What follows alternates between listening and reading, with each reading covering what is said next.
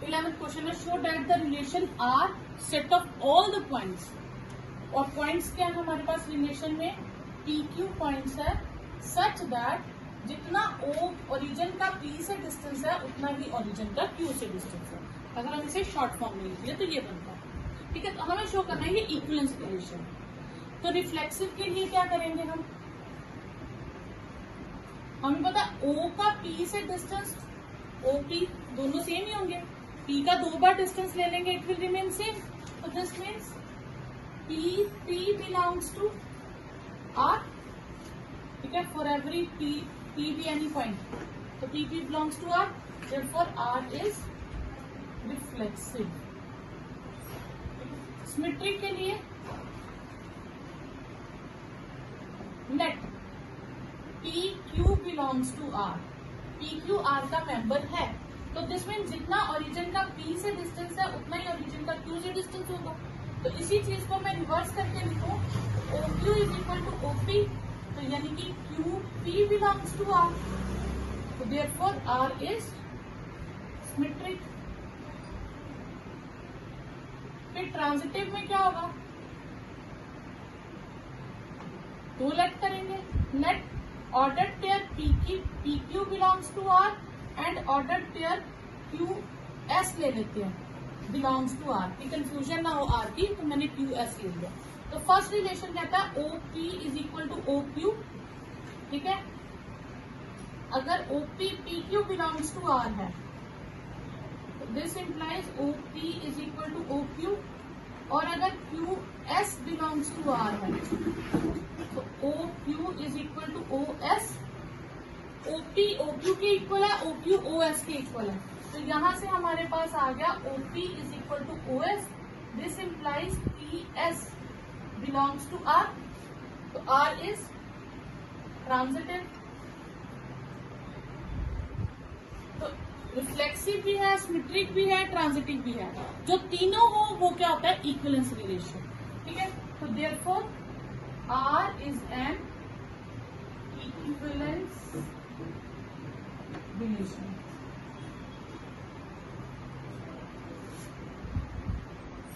उसके बाद है कहते हैं फर्दर शो करो कि set of all the points, जितने भी पॉइंट्स हैं दुनिया में, पर वो P नहीं होना चाहिए, P जो है ओरिजिन को छोड़ के कोई भी हो जाएगा, और सर्कल पासिस थ्रू ओरिजिन, ठीक है, passes through centre with origin passes through circle with origin as a center। कहने का मतलब है कि अब मैंने जितने भी पॉइंट्स दिए थे, कंडीशन क्या थी, जितना P से डिस्टेंस है उतना ही ये अगर मैं सेंटर मान लूं, OP किसके इक्वल हो जाएगा, OQ के।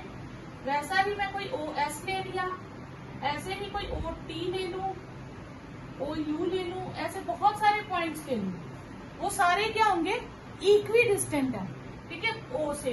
तो अगर वो सारे डिस्टेंस इक्वल है तो इन सब की लेंथ का नाम अगर मैं रेडियस रख दूं और इन पॉइंट्स को जब मैं ज्वाइन करूंगी तो ये सारे पॉइंट्स क्या आ जाएंगे, एक सर्कल फॉर्म करेंगे, इक्वी डिस्टेंट होंगे, तो यानी कि ये सारे पॉइंट्स क्या हो जाएंगे, forms a circle with centre as, centre क्या हो जाएगा ओरिजिन, ठीक है। तो यही हमें शो करना था कि रिलेशन जो ओरिजिन के अलावा जितने भी पॉइंट है जो इक्वी डिस्टेंट फ्रॉम सेंटर है वो सारे क्या बनाएंगे, एक सर्कल फॉर्म करेंगे जिनका सेंटर ओरिजिन रहेगा, ठीक है।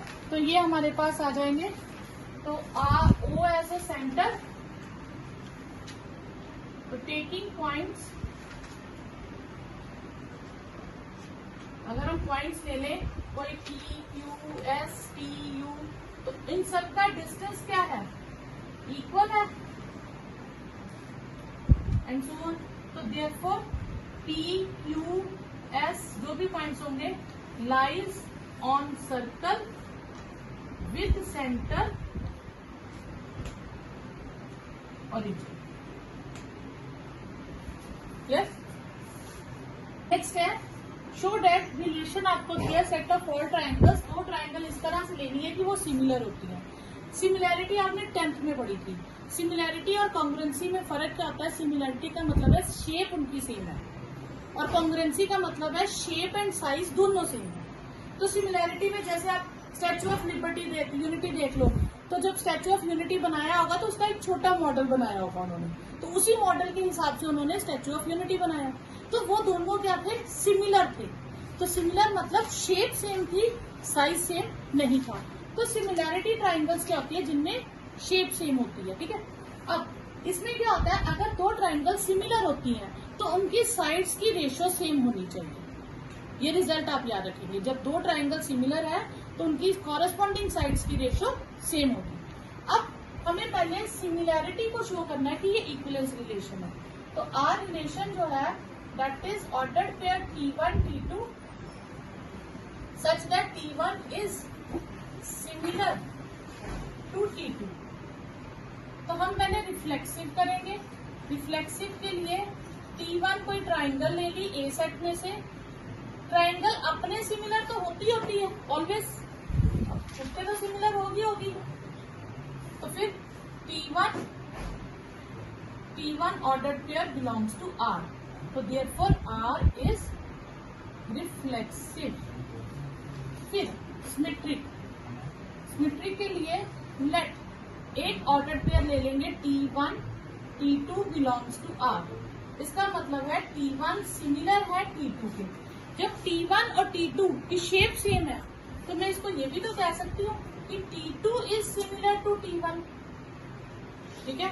तो T2 ordered pair T1 belongs to R, therefore R is symmetric, ठीक है। Transitive, let T1 T2 belongs to R and T2 T3 belongs to R। अगर T1 T2 ordered pair R का member है तो दिस मीन्स T1 सिमिलर होगा T2 के, और T2 T3 belongs to R है तो T2 सिमिलर होगा T3 के। T1 T2 के सिमिलर है, T2 T3 के सिमिलर है, तो इसका मतलब T1 is similar to T3, therefore T1 T3 belongs to R, therefore R is transitive। तो R reflexive, symmetric और transitive तीनों है, hence R is an equivalence relation। फिर उसके बाद उसने पूछा कौन सी इन तीनों में से आपस में रिलेट करती है। तो पहले मैं T1 और T2 की साइड्स की रेशियो लूंगी। 3/5 क्या इक्वल है 4/12 के? नहीं। और ये 5/13 के भी इक्वल नहीं है, साइड सेम रेशियो में नहीं है। तो T1 इसमें is not similar to T2, ठीक है, ये सिमिलर नहीं है। फिर मैं सेकंड और थर्ड को लिखती हूँ। 5/6 क्या 12/8 के इक्वल है? नहीं, ठीक है ना, एंड नॉट इक्वल टू 13/10। तो यानी कि T1 T2 के T3 के सिमिलर नहीं है इसके अकॉर्डिंग। फिर मैं T1 और T3 की रेशियोज देखती हूँ। 3/6, 4/8 और 5/10, ये तीनों की रेशियो सेम है ना, तो therefore T1 is similar to T3। तो इनमें से बताना था कौन किसके सिमिलर है। तो अगर साइड्स की रेशियो सेम है तीनों तो फिर हम वो सिमिलर होंगी, और जिनकी नहीं है तो वो सिमिलर नहीं होंगी। Show that the relation R on set A of all polygons. Polygons क्या होती है? लाइन से बनी हुई कोई भी फिगर जिसमें आपका ट्राइंगल से शुरू हो जाता है close figure, triangle, quadrilateral, pentagon, hexagon, ठीक है, डेकागन, ये सब इसमें आ जाता है ऑक्टागन। तो जितनी साइड्स होंगी वैसा पॉलीगन का नाम आ जाएगा। अब वो कह रहा है पॉलीगन ऐसे लेने हैं जिनकी नंबर ऑफ साइड सेम है, ठीक है।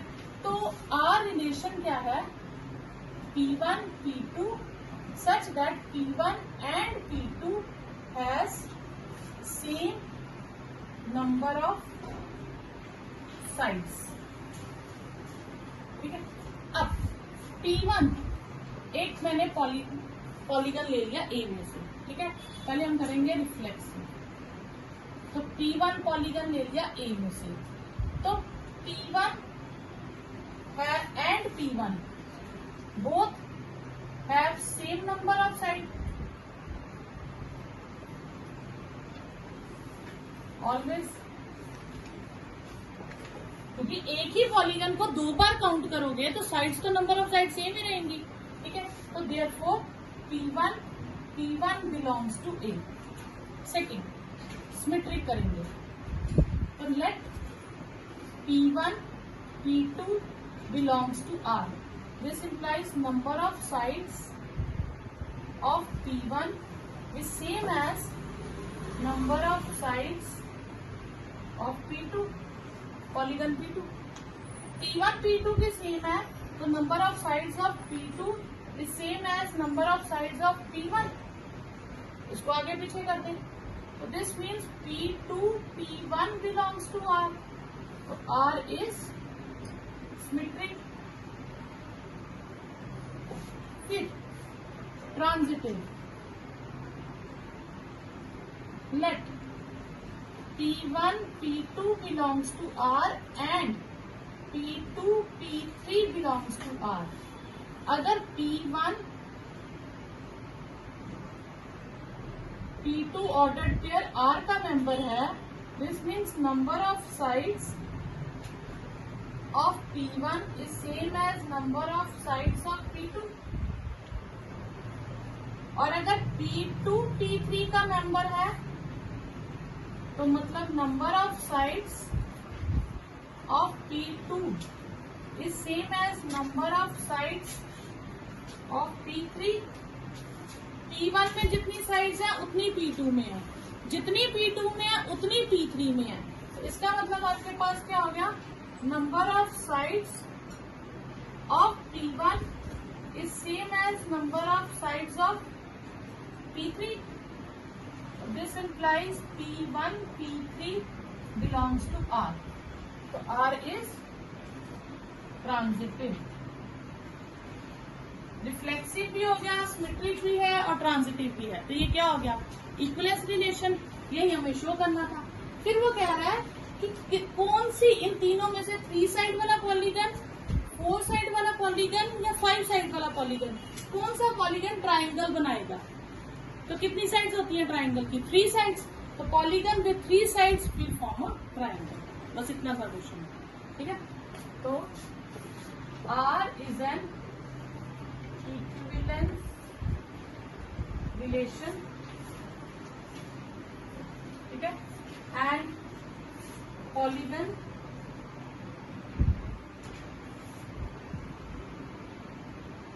With 3 sides is related to a triangle। तो ट्राइंगल से कौन रिलेट करेगा, जिसकी 3 साइड्स होंगी। इसमें हमें L दिया set of all lines in XY plane और रिलेशन दिया L1 L2 such that lines are parallel. अब मैं कोई लाइन ले लूं L1 be any line in XY plane और कोई लाइन अपने पैरेलल तो होगी। अब आप कहोगे पैरेलल कैसी होती है, नॉर्मली पैरेलल क्या होती है, जिनका स्लोप सेम होता है। लाइंस पैरेलल कब होती है, अगर XY प्लेन में हमें बात करें तो 2 लाइंस पैरेलल कब होती है, जब उनके ये एंगल्स सेम होते हैं, एंगल्स विद एक्स एक्सिस, ठीक है। तो एंगल्स को ही हम स्लोप कहते हैं। स्लोप मतलब होता है आपके पास tan ऑफ थीटा। तो कोई लाइन को अगर मैं 2 बार मेजर करूंगी तो angle with x axis same रहेगा, ठीक है। तो L1 L1 के पैरेलल होगी, L1 L1 belongs to R। तो देयरफॉर R इज रिफ्लेक्सिव। फिर हम करेंगे सिमेट्रिक। सिमेट्रिक में L1 L2 belongs to R। L1 is parallel to L2, तो फिर L2 is parallel to L1, तो L2 L1 belongs to R। तो therefore R is symmetric. फिर आ जाएगा आपके पास ट्रांजिटिव। ट्रांजिटिव में L1 L2 belongs to R and L2 order pair L2 L3 belongs to R। अगर L1 L2 R का member है तो L1 L2 के पैरेलल होगी और अगर L2 L3 belongs to R है, इसका मतलब L2 L3 के पैरेलल होगी। तो this implies L1 is parallel to L3, तो R इज ट्रांजिटिव। ठीक है, अब यहां तक हो गया इक्विवेलेंस रिलेशन कि रिफ्लेक्सिव भी है, सिमेट्रिक भी है, ट्रांजिटिव भी है, तो R is an equivalence relation. ठीक है,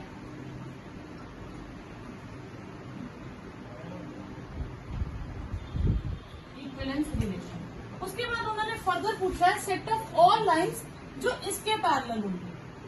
तो अब ये लाइन की फॉर्मूला होता है y is equal to mx plus C. इसमें m जो होता है ये स्लोप का काम करता है। अब जितनी लाइंस पैरेलल है, मैंने अभी आपको क्या बताया, उनका स्लोप सेम होगा। पॉइंट्स अलग हो सकते हैं लेकिन स्लोप सेम होगा। तो जितना स्लोप यहाँ पे होगा वही स्लोप मैं लूंगी। अब यहाँ पे स्लोप कितना है 2, तो स्लोप सेम रहेगा, ये कांस्टेंट चेंज हो जाएगा। तो फिर गिवन लाइन है हमारे पास, given equation of line is y is equal to 2x plus 4 lines parallel to given line y is equal to 2x plus k, where k belongs to कोई भी real number ले लीजिए। Clear? तो slope same रहेगा, constant का change आएगा। तो ये जितनी भी लाइंस होंगी ये उसके पैरेलल होंगी। ठीक है, इसमें हमें A सेट दिया है 1 2 3 4 और R में एलिमेंट्स दिए हैं 1 2 2 2 1 1 4 4 1 3 3 3 और 3 2। ये दिया। अब पहले उसने कहा रिफ्लेक्सिव, रिफ्लेक्सिव के लिए 1 1 2 2 3 3 4 4 सारे होने चाहिए। 1 1 है, 2 2 3 3 4 4 सारे हैं, यानी कि ये रिफ्लेक्सिव तो है। इन दोनों में से बची, ठीक है, और एक ये बचा इक्विवेलेंस। तो ये तो पहले कट हो गया कि ये तो है नहीं, क्योंकि फिगर नॉट रिफ्लेक्सिव, रिफ्लेक्सिव तो है। अब बचा क्या, सिमेट्रिक पता करते हैं। सिमेट्रिक है 1 2 है, 2 1 है यहाँ पे नहीं, तो ये सिमेट्रिक नहीं है। ठीक है, तो इसने कहा था सिमेट्रिक है, ये भी कैंसिल हो गया। और ट्रांजिटिव इक्विवेलेंस रिलेशन में भी सिमेट्रिक होता है, ये भी ट्रांजिटिव हो गया। तो बचा कौन सा बी, तो हम 1 2 बिलोंग कर रहा है आर में, बट 2 1 आर में बिलोंग नहीं कर रहा, तो नॉट सिमेट्रिक। आपका आ गया बी ऑप्शन। ठीक है, क्लियर? और ये ट्रांजिटिव। अब हमें रिलेशन दिया है ordered pair A B such that A जो है बी से 2 स्टेप कम होगा और बी 6 से ग्रेटर होना चाहिए। ठीक है, तो ये ए है और ये बी है हर ऑर्डर पेयर में, यही होता है ना ए बी। ठीक है, बी 6 से ग्रेटर होना चाहिए, तो ये कैंसिल। ये 3 ऑप्शंस बची हमारे पास। फिर ए बी से 2 स्टेप कम होना चाहिए, तो ये यहाँ कितने का गैप है 5 का, यहाँ 1 का, यही बचा जिसमें 2 का गैप है, तो सी ऑप्शन आपके पास।